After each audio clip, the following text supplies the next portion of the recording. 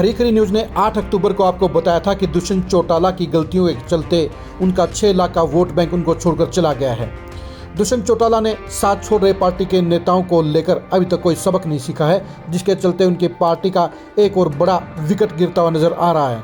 हम बात कर रहे हैं पूर्व मंत्री सतपाल सांगवान की। जेजेपी के राष्ट्रीय उपाध्यक्ष सतपाल सांगवान भी अब जेजेपी छोड़ने की तरफ बढ़ रहे हैं और उन्होंने इसके लिए 19 नवंबर को अपने समर्थकों की दादरी में मीटिंग बुला ली है। सतपाल सांगवान का यह मीटिंग करना साफ तौर पर इशारा कर गया है कि अब वो जेजेपी छोड़ने जा रहे हैं और नया सियासी फैसला करने जा रहे हैं। सबसे बड़ा सवाल यह है कि आखिर क्या मजबूरियां रही जिसके चलते सतपाल सांगवान को जेजेपी छोड़ने को मजबूर होना पड़ा। हाल ही में दादरी की रैली में सतपाल सांगवान के नहीं पहुंचने के चलते ये साफ हो गया था कि उनका जेजेपी और दुष्यंत चौटाला से मन भर चुका है और वो जल्दी ही जेजेपी छोड़ने का ऐलान कर देंगे। हमारा आकलन बिल्कुल सही साबित हुआ और अब सतपाल सांगवान जेजेपी छोड़ने की तरफ तेज़ी से बढ़ गए हैं। ये मन ही मन वो फाइनल फैसला ले चुके हैं। अब वो अपने समर्थकों के साथ 19 नवंबर को दादरी में एक फाइनल घोषणा करने का काम करेंगे। आखिर क्या वजह रही कि सतपाल सांगवान को जेजेपी छोड़ने को मजबूर होना पड़ा।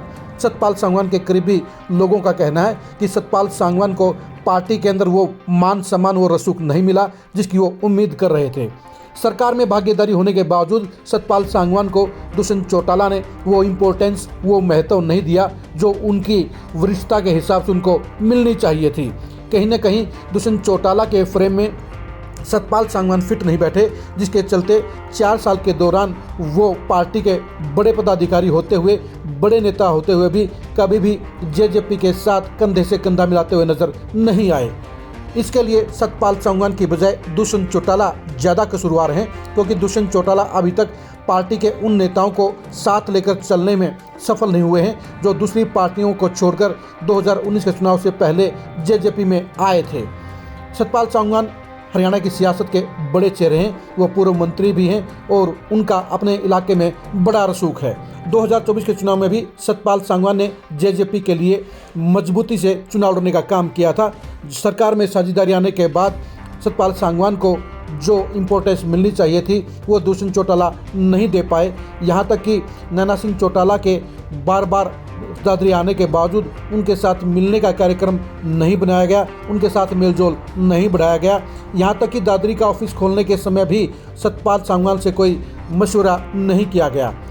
पार्टी का एक बड़ा चेहरा होने के बावजूद सतपाल सांगवान को लगातार इग्नोर करने का काम किया गया। राजेंद्र लितानी जेजेपी के संगठन सचिव हैं, लेकिन पिछले 4 साल के दौरान एक बार भी राजेंद्र लितानी ने पार्टी की मजबूती के लिए, संगठन की मजबूती के लिए दादरी जिले की दोनों सीटें यानी दादरी और बारला में पार्टी को मजबूत करने के लिए सतपाल सांगवान से एक बार भी चर्चा करना जरूरी नहीं समझा। संगठन के मामले में भी सतपाल सांगवान को इग्नोर किया गया, उनके समर्थकों को जेजेपी के संगठन में शामिल नहीं किया गया, उनकी भागीदारी नहीं दी गई। यही कहानी बाकी उन नेताओं के साथ भी है जो जेजेपी में बड़ी इच्छाओं के साथ, बड़ी तमन्नाओं के साथ जुड़े थे, लेकिन 2019 के चुनाव के बाद इन तमाम नेताओं को पार्टी के साथ में जुड़ने का खामियाजा भुगतना पड़ा और उन्हें पार्टी के अंदर दिल से शामिल करने के बजाय उनके साथ सौतेला व्यवहार किया गया, जिसके चलते इन अधिकांश नेताओं का मन भर चुका है। आपको ये पता ही है कि 2 विधायक तो राम कुमार गौतम और रामनिवास सुरजाखेड़ा तो साफ तौर पर दुष्यंत चौटाला से बगावत कर चुके हैं। वो कहने को अभी जेजेपी के विधायक हैं, लेकिन उनका दुष्यंत चौटाला से पूरी तरह से मन भंग हो चुका है और वो दुष्यंत चौटाला के खिलाफ खड़े हैं। यही हालात सतपाल सांगवान के भी बने हैं। सतपाल सांगवान अब बेशक जेजेपी के नेता कहे जाते हैं, लेकिन ये सच्चाई दादरी जिले के लोग जानते हैं कि सतपाल सांगवान के साथ दुष्यंत चौटाला ने कभी भी वो सम्मानजनक व्यवहार नहीं किया जिसकी उन्हें हसरत थी, जिनके वो हकदार थे। दुष्यंत चौटाला को उनकी इम्पोर्टेंस समझ नहीं आई। अगर उनकी इम्पोर्टेंस समझते तो उनको पार्टी का बड़ा पदाधिकारी बनाने के साथ साथ पार्टी के संगठन की मजबूती में उनकी सलाह लेते, उनके साथ मेल मिलाप करते और पार्टी के बड़े आयोजनों में उनकी भागीदारी कन्फर्म करते। लेकिन दुष्यंत चौटाला को शायद इन नेताओं की ना तो ज़रूरत है और ना ही कदर है। इसलिए दुष्यंत चौटाला ने सतपाल सांगवान जैसे नेता को 4 साल तक इग्नोर करके रखा, जिसके चलते वो पार्टी छोड़ने को मजबूर हो गए हैं।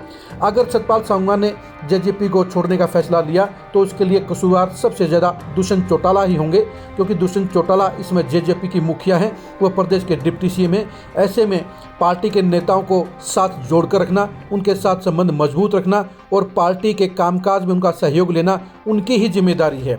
आज बेशक पार्टी के राष्ट्रीय अध्यक्ष अजय सिंह चौटाला हैं, बेशक पार्टी के संगठन में दिग्विजय सिंह चौटाला भी एक्टिव भूमिका निभा रहे हैं, लेकिन ये सच्चाई है कि सरकार और पार्टी दोनों में ही इस समय दुष्यंत चौटाला की ही हुकूमत चल रही है, आदेश चल रहे हैं, उनकी मर्जी से ही सारे फैसले होते हैं। ऐसे में सतपाल सांगवान जैसे बड़े नेता को इग्नोर करना दुष्यंत चौटाला की बड़ी भूल, बड़ी गलती कही जाएगी। दुष्यंत चौटाला ने सतपाल सांगवान को इग्नोर करने का जो गलत काम किया, अब उसी के चलते सतपाल सांगवान जेजेपी छोड़ने को मजबूर हो रहे हैं। अब सवाल ये उठता है कि अगर सतपाल सांगवान पार्टी को छोड़कर जाएंगे तो क्या होगा। अगर सतपाल सांगवान जेजेपी को छोड़ने का फैसला करते हैं तो जेजेपी को बारडा और दादरी दोनों ही विधानसभा क्षेत्रों में बड़ा नुकसान होगा, क्योंकि दोनों ही विधानसभा क्षेत्रों में सतपाल सांगवान के चाहने वालों की बड़ी संख्या है और ये संख्या 2024 के चुनाव में जेजेपी के लिए नुकसानदायक साबित होगी, क्योंकि ये वोटर और सपोर्टर जो 2019 में जेजेपी के साथ जुड़े थे, 2024 के चुनाव में वो जेजेपी के खिलाफ वोट देने का काम करेंगे। जहाँ तक दादरी विधानसभा की सीट है तो सतपाल सांगवान के बिना राजदीप फोगाट भी जेजेपी को बचाने में विफल रहेंगे। ये सच्चाई भी है कि राजदीप फोगाट बेशक संकट की घड़ी में अजय सिंह के परिवार के साथ आए थे, लेकिन जनाधार के मामले में राजदीप फोगाट आज बिल्कुल धरातल पर खड़े हैं। उनके साथ में 2000 लोगों का वोट बैंक भी नहीं है। वो 2024 के चुनाव में जेजेपी के लिए कुछ भी बड़ा नहीं कर सकते हैं। वो चुनाव लड़कर खुद अपनी जमानत नहीं बचा सकते हैं। हालात इतने खराब हैं कि राजदीप फोगाट अपने ही वार्ड में अपने एमसी को नहीं बुला पाए थे, उनका उम्मीदवार चुनाव हार गया था। ऐसे में अगर दुष्यंत चौटाला ये सोचते हैं कि राजदीप फोगाट के जरिए वो दादरी में अपनी पार्टी की सियासत को बचा लेंगे तो ये उनकी सबसे बड़ी भूल होगी। सतपाल सांगवान के जेजेपी छोड़ने के बाद दादरी में जेजेपी खाली हो जाएगी और बारडा में भी नैना सिंह चौटाला को जितवाने वाला एक महत्वपूर्ण वोट बैंक उनसे दूर चला जाएगा, जिसके चलते जेजेपी एक ही झटके में 2 सीटों पर बड़ा सियासी नुकसान झेल जाएगी। दुष्यंत चौटाला को इस बारे में पहले से सचेत रहना चाहिए था।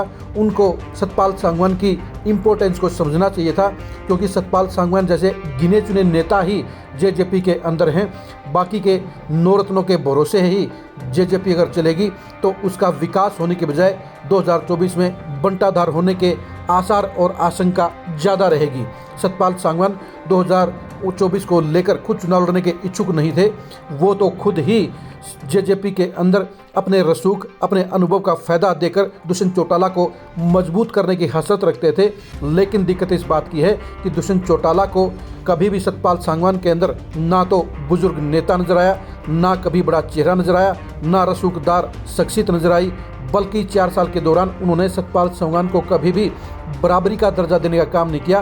कायदे से उनके अनुभव का फ़ायदा उठाकर दुष्यंत चौटाला भिवानी महेंद्रगढ़ सीट पर जेजेपी को अच्छी खासी मजबूती दे सकते थे, लेकिन 4 साल के दौरान दुष्यंत चौटाला को कभी भी सतपाल सांगवान की ज़रूरत महसूस नहीं हुई, उनकी इम्पोर्टेंस नज़र नहीं आई, जिसके चलते सतपाल सांगवान ने धीरे धीरे अपने आप को साइड लाइन कर दिया और वो अब जेजेपी को अलविदा कहने को मजबूर हो गए हैं। दुष्यंत चौटाला की अपनी गलतियों के चलते जेजेपी के बड़े बड़े चेहरे पार्टी को छोड़कर जा रहे हैं। आज ही गोहाना के पूर्व हल्का अध्यक्ष नरेंद्र गहलावत ने भी यह ऐलान किया है, यह दुख दर्द किया है कि उन्होंने पार्टी छोड़ दी है और बीजेपी में शामिल हो गए हैं।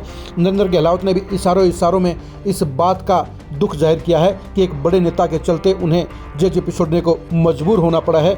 उनके लिए हालात ख़राब किए गए, उन्हें पार्टी में इग्नोर करने का काम किया गया, यानी बड़े नेताओं के साथ साथ मंझले नेताओं के साथ भी जेजेपी के नौरत्न खराब व्यवहार कर रहे हैं, गलत व्यवहार कर रहे हैं, जिसके चलते अच्छे रसूख वाले, अच्छे जनाधार वाले लोग जेजेपी को छोड़कर जा रहे हैं। दुष्यंत चौटाला को आज सत्ता की चकाचौंध में अपने साथियों की अहमियत नज़र नहीं आ रही है, लेकिन जब सत्ता चली जाएगी तो उसमें उन्हें मालूम होगा कि नौरत्नों ने उनका बंटाधार करने का काम किया है और जिन लोगों ने उनको सियासी तौर पर मजबूती देने का काम किया था वो पहले ही सफ़र में दूर हो गए हैं। सतपाल सांगवान का जेजेपी को छोड़ना भिवानी महेंद्रगढ़ सीट पर दुष्यंत चौटाला को सबसे बड़ा सियासी झटका साबित होगा और इसकी भरपाई करना उनके लिए मुमकिन नहीं होगा। सतपाल सांगवान के अगले फैसले को जानने के लिए आप खरी खरी न्यूज़ के साथ बने रहिए। भिवानी और दादरी जिलों में सतपाल सांगवान के कारण जेजेपी को होने वाले नुकसान को जानने के लिए भी आप खरी खरी न्यूज़ के साथ बने रहिए। सतपाल सांगवान की सियासत के भविष्य को जानने के लिए भी आप खरी खरी न्यूज़ के साथ बने रहिए। आप हमारे फेसबुक पेज को फॉलो कीजिए, आप हमारे यूट्यूब चैनल को सब्सक्राइब कीजिए। नमस्कार।